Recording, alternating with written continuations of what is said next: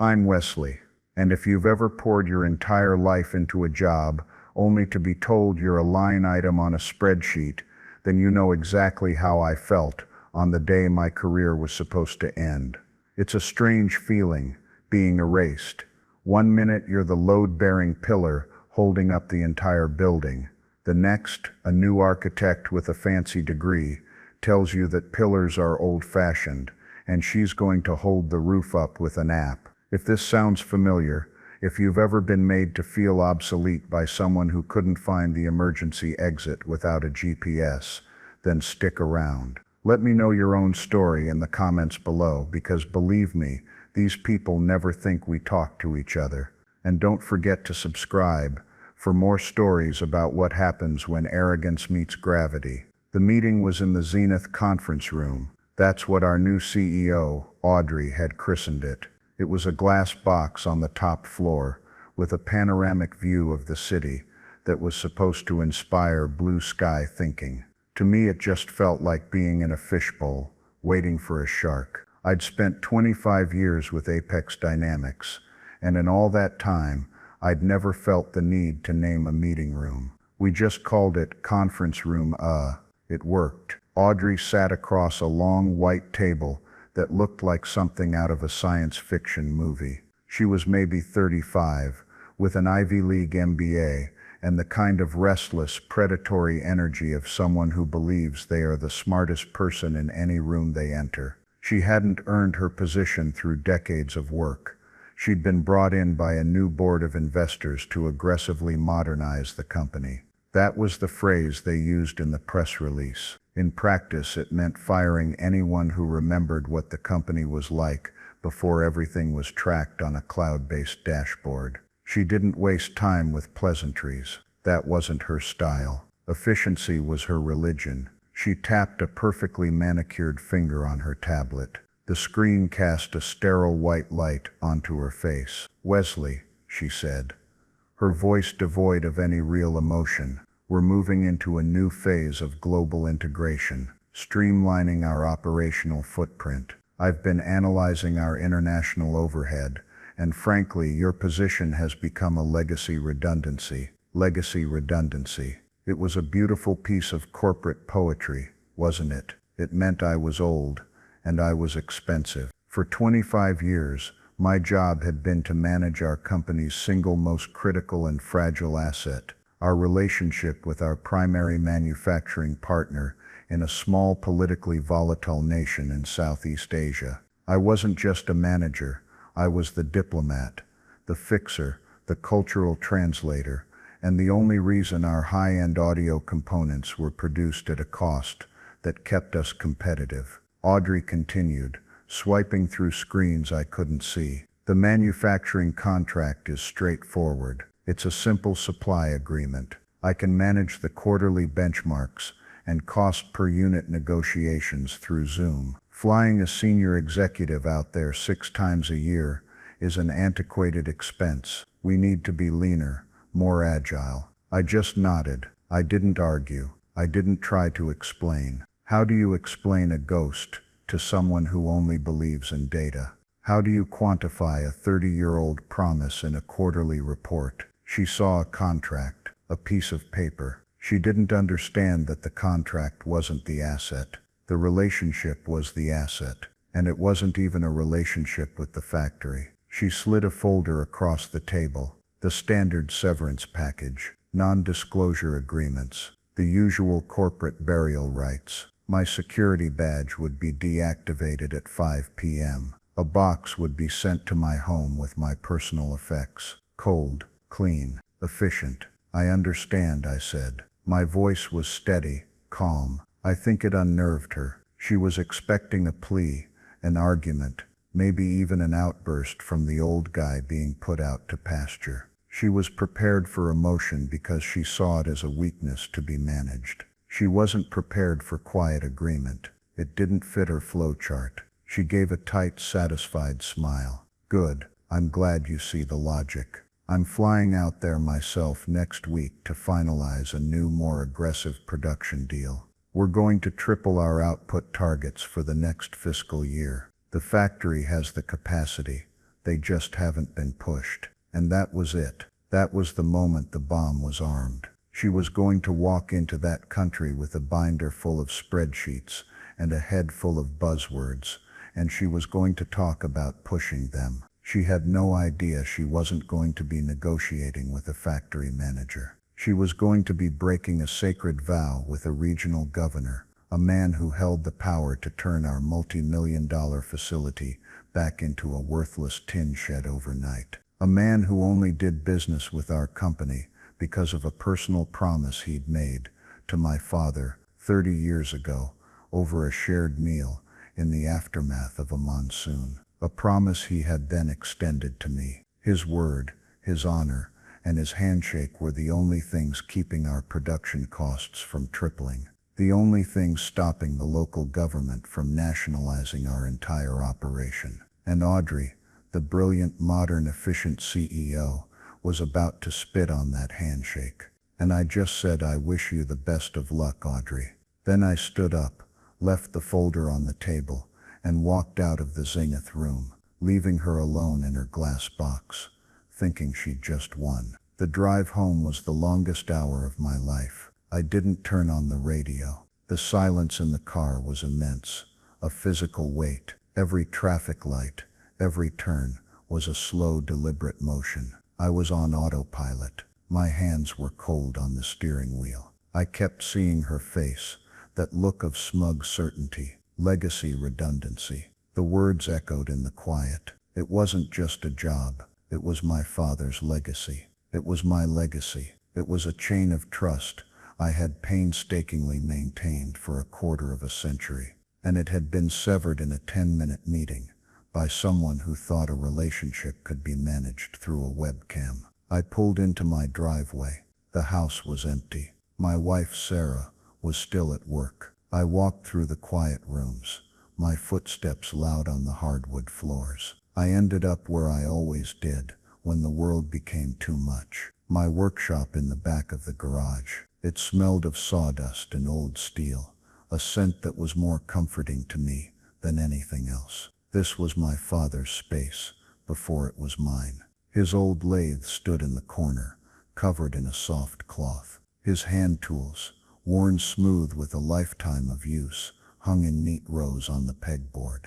This was a place of order, of creation, of tangible things. You couldn't streamline it. You couldn't digitize it. You either knew how to use the tools, or you didn't. I didn't turn on the lights. I just sat on the old wooden stool, my father's stool, in the semi-darkness, and let the full weight of it wash over me. It wasn't just the anger, though there was plenty of that, a cold, hard knot in my gut. It was a profound sense of grief, a grief for a way of doing business, a way of life that was being systematically dismantled by people like Audrey. People who saw tradition as an inefficiency and trust as a variable to be mitigated. My mind went back 30 years. My father, Robert, wasn't a CEO. He was an engineer, a brilliant one. Our company, Apex Dynamics, was much smaller then, a plucky upstart trying to make a name for itself in high-fidelity audio. They needed a manufacturing partner, somewhere they could produce quality components without the crushing costs of domestic labor. They found a location in a developing Southeast Asian country, a region known more for its political instability than its industrial prowess. My father was sent to scout it. He arrived in the middle of the monsoon season. A week after he got there, a typhoon of historic proportions made landfall. The region was devastated.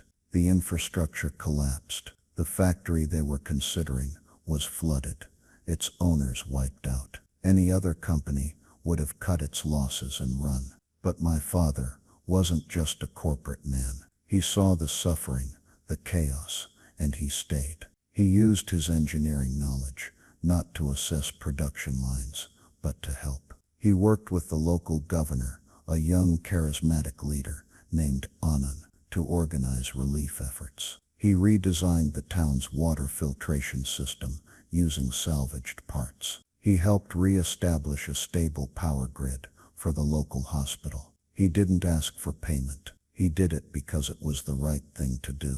A month later, when the worst was over, Governor Anand invited my father to his home. It wasn't a palace.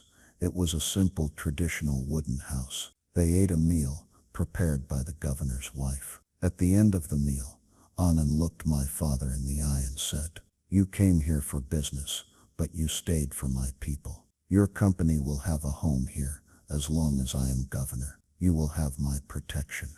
You will have my friendship. I will see to it that you can build your factory and operate it without interference at a fair cost. You will bring jobs to my people, and I will ensure your investment is safe. This is my promise." They shook hands. There was no contract. There were no lawyers. There was only the word of two honorable men. That handshake was the foundation of Apex Dynamics. It was the bedrock on which our entire business model was built. We got access to a loyal, skilled workforce. We operated under the governor's personal protection, which meant we were immune to the political shakedowns, the sudden regulatory changes, and the threat of nationalization that plagued other foreign companies in the region.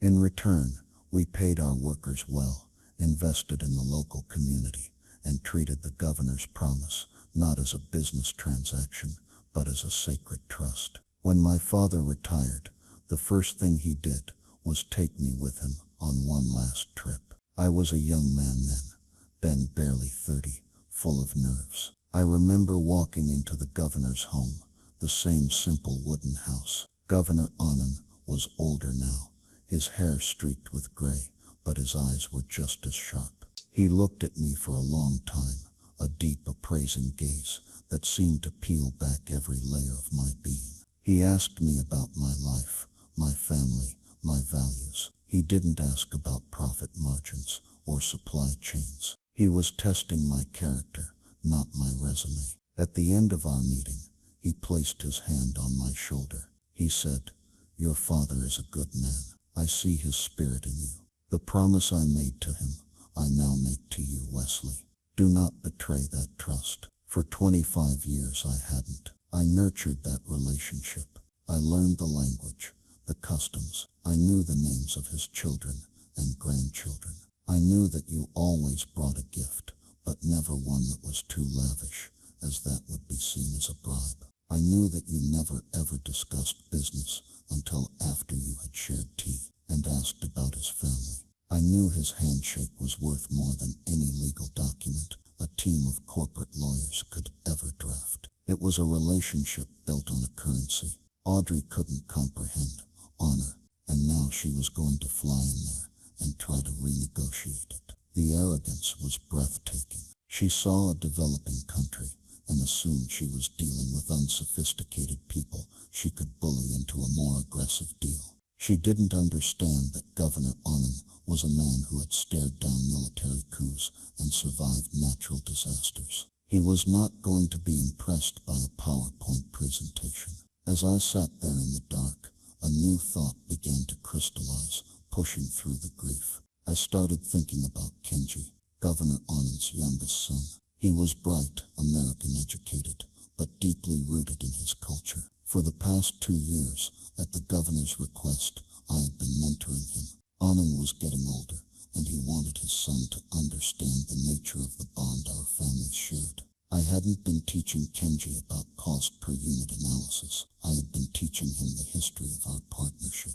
I took him to the site where my father had rebuilt the water filtration plant.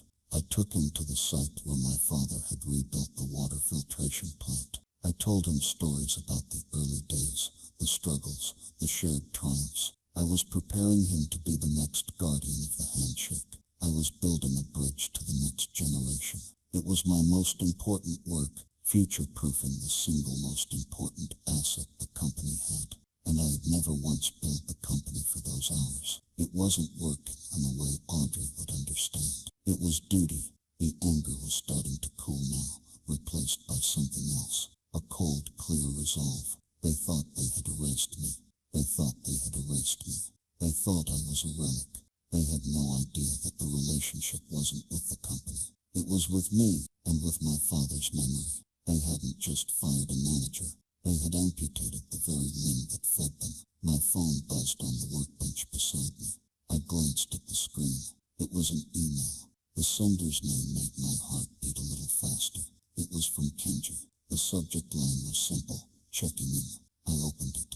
The message was short. Wesley-san, I hope this email finds you well. I was expecting to hear from you this week to schedule our next call, but I have not. I trust everything is all right with you and your family. Respectfully, Kenji. That was it. That was the catalyst. It wasn't a business email. It was a personal note from a young man I respected. A young man who was concerned because a routine I had established had been broken. It was a simple human gesture, and in that moment, it was more powerful than any severance package or non-disclosure agreement. He was right. I was supposed to have called him 2 days ago to discuss a small shipment of medical supplies we were helping to facilitate for the local clinic. A goodwill gesture we did every quarter. It was something I handled personally. Of course, Andre's audit would have shown it only as a miscellaneous operational expense. She would have no idea what it was or why it mattered. I sat there for a moment, the phone's light illuminating the dust motes dancing in the air. The path forward was suddenly blindingly clear. Andre was flying into a storm of her own making. I didn't have to cause it. I didn't have to sabotage her. All I had to do was let her be herself. Her arrogance was the weapon, and she was pointing it directly at her own feet. My job was simply to get out of the blast radius and be ready to pick up the pieces.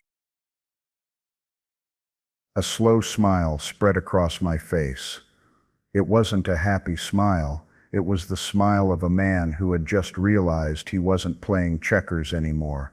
He was playing chess, and his opponent didn't even know the game had begun. I picked up my phone and typed a careful reply to Kenji.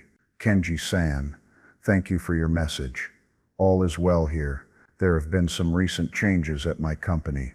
I will be in touch again very soon to explain more. Please give your father my deepest respects. Yours, Wesley. I hit send. It was a masterpiece of vagueness. It told him something was wrong without being disloyal. It created an information vacuum that only I could fill. It was the first move. The quiet before the storm. I stood up from the stool, walked over to the old lathe, and pulled the cloth off it. I ran my hand over the cold, solid steel. It was time to build something new. The days that followed my termination were a strange mix of unnerving quiet and furious, silent activity. The quiet was on the outside. The phone didn't ring with calls from the office. My inbox, once a relentless torrent of demands and updates, was a placid lake. It was the first time in 25 years that I wasn't carrying the weight of our Asian operations on my shoulders. The silence was jarring, but beneath it, I was moving faster and with more clarity of purpose than I had in years. The fog of corporate bureaucracy had lifted, and I could see the landscape with perfect precision. My first call wasn't to a headhunter or an old colleague. It was to my lawyer, a sharp, no-nonsense woman named Clara, who had handled my father's estate. I didn't want to sue Apex. That would be messy, public, and ultimately, it wasn't the point. Revenge for me was never about burning down the old house. It was about building a better one next door and letting the market decide which one had more value. I met Clara in her downtown office, a place of quiet, expensive competence. I laid out the situation. The firing, Audrey's plans, the handshake deal, the nature of my relationship with Governor and Ann. I told her I wanted to set up a new company, a consulting firm. I needed to be ready for the inevitable fallout. Clara listened, her face impassive, occasionally jotting a note on a legal pad. When I finished, she leaned back in her chair, steepling her fingers. "This is fascinating, Wesley," she said.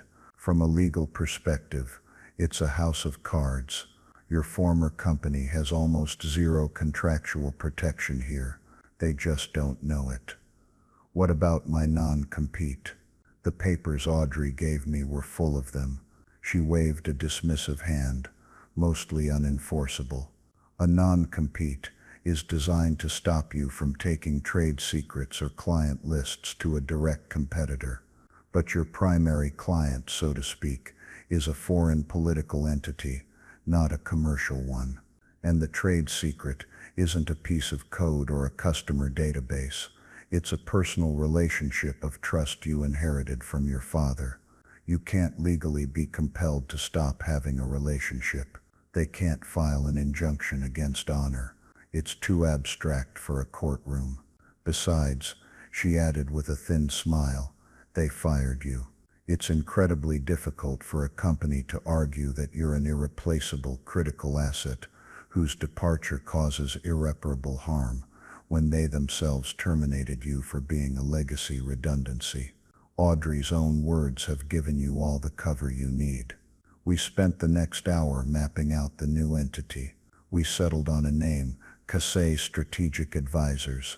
Casey's was the name of the river that flowed through Governor Anand's province. It was a subtle nod that he and Kenji would understand immediately. It signaled continuity, a respect for their home. To anyone else, it was just a corporate name. By the end of the day, the paperwork for the LLC was filed. I was the sole owner and employee. I was no longer an erased employee. I was a founder. My next call was to a man named Marcus. Marcus was a young logistician at Apex, a sharp kid from a tough neighborhood whom I'd hired 5 years ago.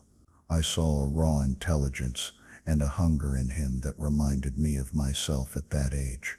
I took him under my wing, mentored him, and fought for his promotions. He was fiercely loyal and smart as a whip. He understood the real-world mechanics of our supply chain better than anyone in the C-suite. He was my guy on the inside. I called his personal cell that evening. I kept it simple. Marcus, it's Wesley. I'm no longer with Apex. There was a stunned silence on the other end of the line. Then he said, "What? They can't be that stupid." "Wesley, you are the Asian division. I appreciate that, Marcus. Listen, I'm not asking you to do anything that puts you at risk. I just need you to do your job, keep your head down and observe. I need to understand what's happening on the ground."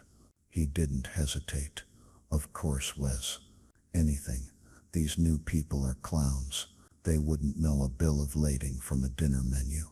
You just tell me what you need to know." And so my secret window into Apex was opened. For the next week, as Audrey prepared for her big trip, Marcus was my eyes and ears. His updates were a comedy of corporate incompetence. Audrey had assembled a task force to prep for the negotiations.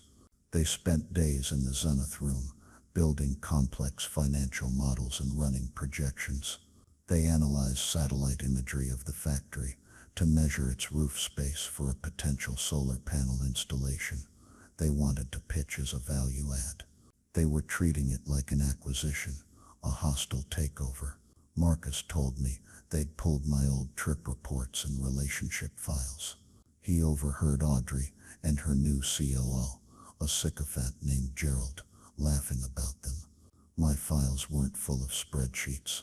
They were full of notes about people, reminders of birthdays, details about the governor's favorite blend of tea, notes on local political tensions between the provincial government and the capital. Audrey had dismissed it all as anecdotal fluff and inefficient relationship management. She declared that the new relationship would be data-driven.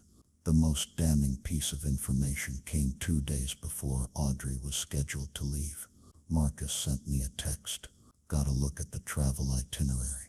She's meeting with the factory manager on Tuesday morning. Then she has a courtesy call with the governor at 4 p.m. that afternoon." I read the text and felt a cold chill. It was a fatal amateur mistake. In that culture, you always went to the highest authority first. You paid your respects to the patriarch, the leader, before dealing with his subordinates. Going to the factory manager first was a grave insult. It implied the governor was a secondary concern, a mere formality. She was signaling, without even realizing it, that she saw him as a local functionary, not the linchpin of the entire operation. She had failed the first test before her plane even left the tarmac. I spent the rest of my time preparing. I worked in my shop, but not on wood. I was building a different kind of structure. I put together a detailed proposal, not for Apex, but for a new way forward. I had a few quiet contacts at smaller, more innovative tech firms, companies that were more nimble and respectful in their approach to global partnerships. For years I had thought about how a consortium of such companies could work with Governor On's province, creating a more diversified, resilient economic base for them, rather than them being dependent on a single, increasingly arrogant American corporation. It had always been a hypothetical exercise. Now it was my business plan. I was creating a lifeboat, not just for me, but for the relationship itself. I was building a bridge to a new shore, and I had to have it ready for when Audrey inevitably blew up the old one. My secret plan wasn't an attack. It was a rescue mission. I was moving my most valuable asset, the trust of Governor Ons, out of a hostile corporate environment and into a new protected space. The day Audrey's flight took off for Asia, I felt a strange sense of calm. I had done everything I could. All my pieces were in place on the chessboard. My new company was legally formed. My insider was in place. My new business plan was ready. Now all I could do was wait for my opponent to make her catastrophic, inevitable move. I didn't have to set a trap. She was walking into one of her own design, armed with nothing but a binder full of bad assumptions and a staggering level of self-confidence. And I knew, with absolute certainty, that it wouldn't be enough. Competence isn't cheap until you lose it. Competence isn't cheap until you lose it. And Apex Dynamics was about to learn that lesson in the most expensive way imaginable. The silent takeover began not with a bang, but with a series of text messages from Marcus. It was Tuesday in Southeast Asia, and Audrey's grand tour had begun. My phone was a direct line into the heart of the unfolding disaster, a real-time feed of her corporate blitzkrieg hitting a wall of ancient, unmovable culture. The first text arrived just after lunch my time. She's at the factory. It's not going well. I pictured the scene. It's not going well. I pictured the scene. Audrey, flanked by her yes-man COO, draped on the factory floor like she owned the place. She'd be wearing a crisp, expensive pantsuit, utterly out of place in the heat and humidity. She'd have her tablet, ready to present her vision of a synergized production paradigm. An hour later, another message from Marcus, who was getting his info from a panic logistics coordinator on site. She presented the new contract, demanding a 300% increase in output with a 15% cost reduction. The factory manager just smiled. It was the polite, impenetrable mask of Southeast Asian business culture. It meant everything and nothing. It was a shield against confrontation. The factory manager, a man named Mr. Boss, was a shield against confrontation. The factory manager, a man with Mr. Ball, was a Conan. He was a gentle, intelligent man who had run that facility for 20 years. He was loyal to the governor, not to some faceless corporation in America. He would have listened to Audrey's aggressive pitch, nodded, and said something non-committal like, "This is very interesting. We will, of course, need to discuss this with the governor's office. To Audrey, this would sound like bureaucratic procedure. To anyone who understood, it was a soft but firm rebuke. You are in the wrong room, talking to the wrong person. Marcus confirmed as much. She's furious. Told Joe the local management is lacking a sense of urgency. She thinks she'll get what she wants when she meets the governor this afternoon. Thinks he'll just force them to comply. I had to put my phone down and just breathe. The sheer, unadulterated hubris of it was almost physically painful to witness, even from 8,000 miles away. She thought the governor was her enforcer. She didn't realize he was their protector. The afternoon dragged on. I resisted the urge to pace. I sat in my workshop cleaning my father's old toys to pace them. The repetitive, methodical motion calming lights. I was waiting for the main event. 4 p.m. in Asia. That was the appointment. The courtesy call. My phone remained silent. 2 a.m. my time, 3 a.m. The silence was more nerve-wracking than the updates.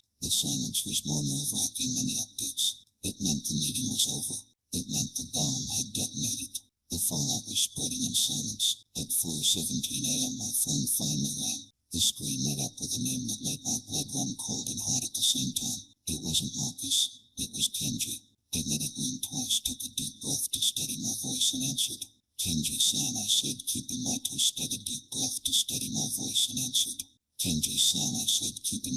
calm and neutral. Wesley-san. His voice was low, heavy with a gravity I'd never heard from him before. He sounded older. What has happened? I said nothing. I let him speak. It was his move. My father is displeased. That was the word he used.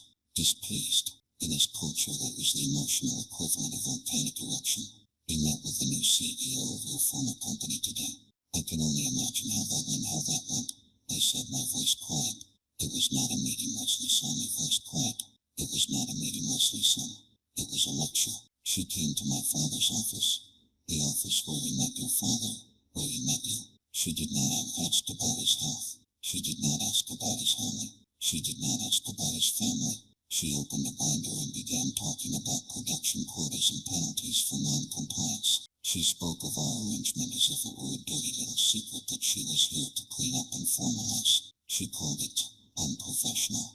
I closed my hands. Professional. I closed my eyes. I could see it. I could feel the insult hanging in the air of that hollowed room. She then presented my father with a 100-page legal document. Kenji's voice was tight with controlled anger. A new contract.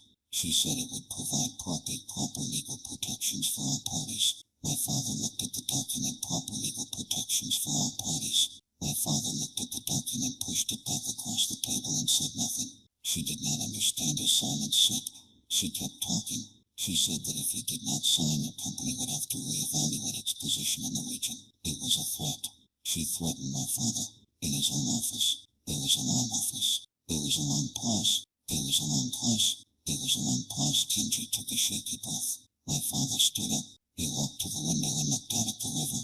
He said only one thing to her. He said, the bond is broken. Then he walked out of the room, leaving her with her binder. The bond is broken. 2 words. The death sentence for Apex Dynamics. Kenji continued, his voice regaining its strength. The governor's protection over the factory has been rescinded. As we speak, the Regional Ministry of Labor is conducting a full-scale audit of the facility. The Environmental Protection Agency has found irregularities in their water discharge permits. The Customs Office has put an immediate hold on all outgoing shipments pending a review of their export licenses. The factory is frozen, Wesley-san. It is an island, and the water is rising. This was how it works, son. It is an island, and the water is rising. This was how it worked. It was never a loud, overt declaration of war. It was quiet, a series of seemingly unrelated bureaucratic maneuvers that would slowly slug enough out of the operation. The low production costs they had enjoyed were never about cheap labor. They were about the absence of vega. They were about the absence of this kind of friction. The governor's handshake had been a shield. Now it was gone. What happens now? I asked the Lantani. White House now. They have nationalized. The factory will be nationalized, Kenji said simply. Under the Regional Economic Security Act, it is a matter of national interest to secure the facility and protect the local workers from the instability of their foreign partner. It will all be perfectly legal. And just like that, Audrey's quest for a 15% cost reduction had resulted in a 100% loss of their single most valuable asset. Thank you for telling me, Kenji, I said. There's more, he said. My father asked me to call you. He said to tell you that his promise was to your family, not to a name on a building. He asks if you are still in business. This finished. I felt a surge of adrenaline, the final piece clicking into place. Yes, I am, Kenji. I am. Good, he replied. Then perhaps you and I should have a conversation, soon. The call ended. I sat in the pre-dawn darkness of my workshop, the phone still in my hand. The silent takeover was complete. I hadn't fired a shot. I hadn't sent a single email or made a single threat. I had simply stepped aside and allowed arrogance to run its natural course. The entire edifice of Apex's Asian operations had crumbled, not from an attack, but from the removal of its foundation, and I was the only one left with the blueprints to build it back up again. The first light of dawn was beginning to break, and for the first time in a long, long time, it felt like my own. The aftershocks of Audrey's disastrous trip hit the company's headquarters like a slow-motion earthquake. The first tremors were felt in the logistics department. Marcus was my seismograph, reporting the chaos with a kind of grim satisfaction. The holds on our shipments from the factory weren't just a delay, they were a hard stop. The entire supply chain for our flagship product line seized up. Marcus described the scene in the morning operations meeting. A red wall of alerts on every dashboard. Production at 0. Shipments at 0. The department head, a man who had always treated me with a kind of weary deference, was pale. He couldn't get Mr. Bao on the phone.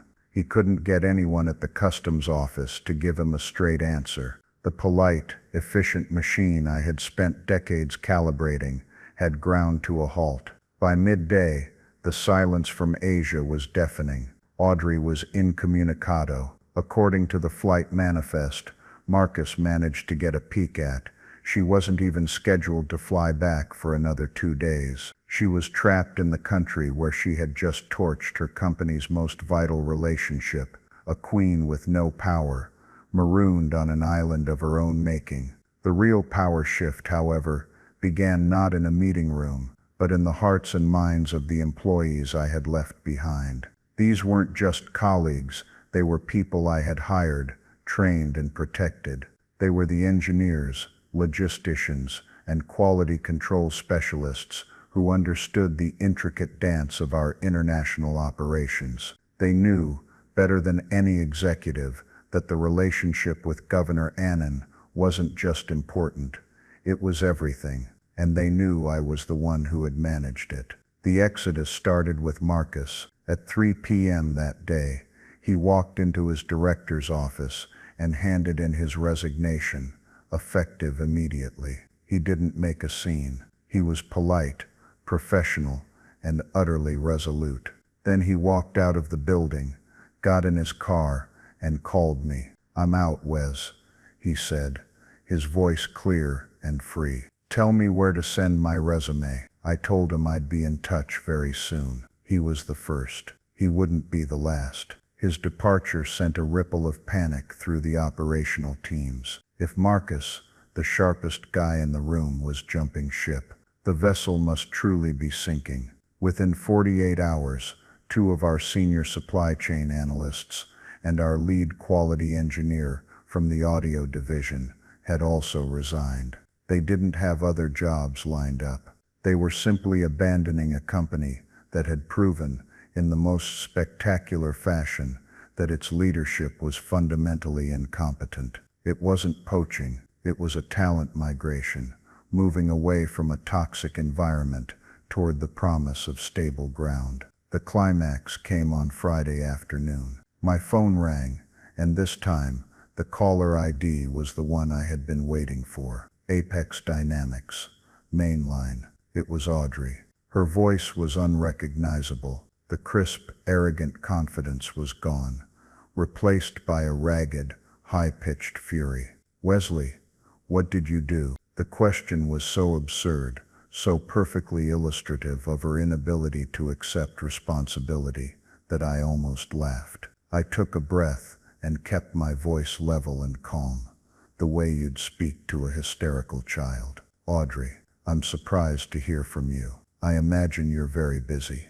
Don't play dumb with me, she shrieked, and I could hear the echo of a sterile hotel room in the background. Our factory has been seized. The government is nationalizing it. This is your fault. You sabotaged me. You called the governor. Her accusations were a shield against the terrifying reality that she, and she alone, had caused this. Audrey, I said, my voice like ice. I haven't spoken a word to Governor Annan or anyone in his office since the day you informed me. I was a legacy redundancy. You, on the other hand, flew 8,000 miles to meet with him. You were the one in his office. You were the one who presented him with a new contract. Why don't you tell me what happened? What did you say to him? I could hear her sputtering, the gears in her mind grinding, unable to process a reality where her actions had consequences. It was a standard negotiation. I was professional. Did you threaten him, Audrey? Did you tell him that Apex would have to reevaluate its position if he didn't agree to your terms? The silence on her end was my answer. I had her. She had just admitted to threatening a man who held the fate of her company in the palm of his hand. She quickly changed tactics. The fury evaporated, replaced by a desperate, wheedling tone that was even more pathetic. Look, Wesley, maybe my approach was too aggressive. I can see that now. We need you to fix this. Name your price. We'll give you your job back. We'll create a new position for you. Vice President of Global Partnerships, a corner office, a significant pay increase, whatever you want. Just call the governor. Call him and fix it. It was the ultimate admission of failure. The job I was told was obsolete 10 days ago was now the most critical role in the company, and they were begging me to take it. The power had shifted completely. I held all the cards. I let the silence hang in the air for a beat, letting her marinate in her desperation. Then I delivered the final, quiet blow. I'm sorry, Audrey, I said, my voice devoid of any sympathy, but my schedule is quite full. I'm currently in talks to represent a consortium of technology firms who are interested in forming a new, respectful partnership in the region. I could practically hear her heart stop. As for the position of vice president, I continued, that's no longer an option. You see, I already have a title. It's founder and CEO. I'd wish you the best of luck, but I honestly don't think it would make a difference. I hung up the phone. I didn't feel triumph. I didn't feel anger. I felt a profound, quiet sense of vindication, the kind that comes not from a loud victory, but from the simple, undeniable correctness of your position. The market, the world had finally validated what I had known all along. Relationships are the bedrock of business. Trust is the most valuable currency, and competence isn't just an asset, it's the whole game. And Audrey had just lost. The final chapter of my story, with Apex Dynamics, was written without me in the room. I read about it, just like everyone else, in the trade publications and financial news. The fallout from the nationalization of the factory was swift and brutal. With their primary manufacturing pipeline severed, the company's stock price plummeted by over 70% in a single week. Their flagship products were indefinitely delayed, leading to a cascade of canceled orders from major retailers. They were hemorrhaging money and credibility. Marcus, who was now my first official employee at Cathay Strategic Advisors, gave me the internal color commentary. He told me the atmosphere at the headquarters was like a morgue. The board of directors, the same people who had hired Audrey to aggressively modernize, held an emergency meeting. They had been sold a vision of streamlined, data-driven efficiency. What they got was a catastrophic failure brought on by pure hubris. Audrey was fired. There was no severance package, no golden parachute. She was terminated for cause, specifically for actions that led to the direct and massive loss of shareholder value. Gerald, her sycophantic COO, was let go the same day. The architects of the new vision were gone, their modernizing crusade ending in ruin. The company, now a hollowed-out shell of its former self, was quietly acquired by a larger competitor for pennies on the dollar a few months later. Its name, Apex Dynamics, was retired, erased. My own new reality was taking shape. I flew back to the region, but this time I wasn't an employee of a large corporation. I was a partner. I met with Governor Anand and Kenji, not as a subordinate asking for favors, but as a peer discussing a mutual opportunity. My new firm, Casey Strategic Advisors, became the official representative for a hand-picked group of smaller, more innovative American companies. These were businesses that understood the value of partnership over predation. We didn't just rebuild the old arrangement. We built something better. We structured a deal that was more equitable, one that included a technology transfer program and a vocational training school for local youth, co-managed by Kenji. We were building a sustainable economic ecosystem, not just a one-way supply chain. The factory reopened, more productive than ever, a joint venture between the regional government and our consortium. It was a testament to a new way of doing business, built on the ashes of the old erring business. Built on the ashes of the old arrogant model. The vindication wasn't about seeing Audrey fail. It was about seeing our new model succeed. It was about proving that my father's way, the way of honor and mutual respect, wasn't a legacy redundancy.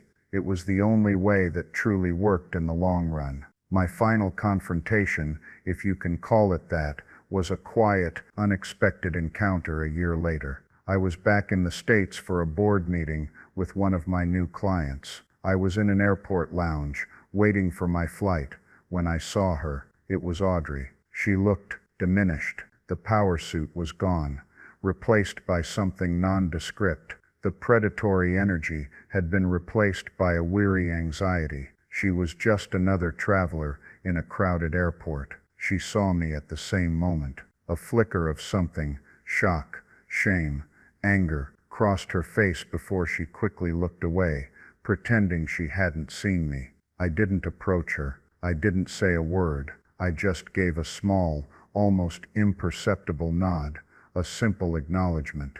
There was nothing left to say. The scoreboard had said it all. She had lost her company. I had built a new one. She had broken a bond. I had forged a stronger one. Her name was a footnote in a story of corporate failure. Mine was on the door of a thriving business. As I boarded my flight, I thought about the core of it all. The new workplace reality isn't about data or dashboards. It's about value. True value isn't just what you do. It's what you know and who you are. It's the institutional knowledge that can't be documented in a manual, and the relationships that can't be quantified on a spreadsheet.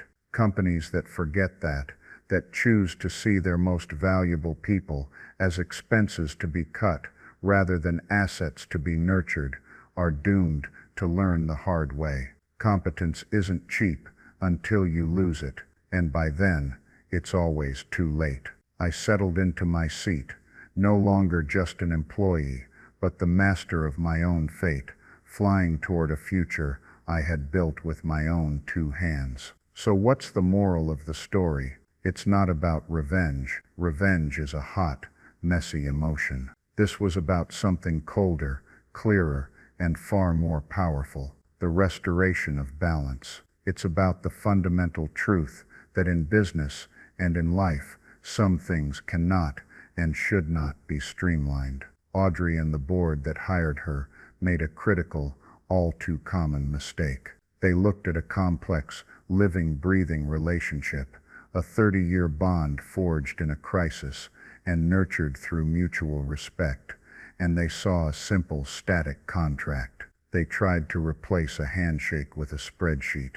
They believed that technology and aggressive tactics could substitute for trust and wisdom. They were wrong. They learned that a promise between honorable people can be stronger than any legal document, and breaking that promise can have consequences far beyond what any risk assessment software could ever predict. The real foundation of that factory wasn't the concrete it was built on. It was the word of Governor Annan. When Audrey treated that word as an inconvenience, the entire structure collapsed. It proves a lesson that the modern corporate world seems desperate to forget.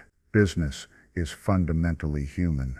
It's about people. It's about trust. It's about knowing which rules are written on paper and which are written on the heart. Ignoring that distinction is a fatal error. Today I'm back in my workshop. It's my sanctuary. My father's old tools hang on the wall, silent witnesses to this whole affair. I'm not just sitting here anymore, though. I'm working. I'm crafting a small, intricate box from a piece of teak wood. It's for Governor Annan. Inside, I'll place a custom-made fountain pen, a gift for his son, Kenji, to sign the new charter for the vocational school we built together. It's a tangible object. It's a symbol of a promise kept, of a bond renewed and passed to a new generation. It's everything Audrey could never understand. For everyone out there watching, for everyone who has ever been overlooked, underestimated, or told you were a legacy redundancy,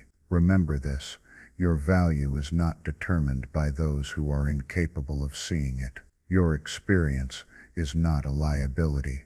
It is your greatest asset.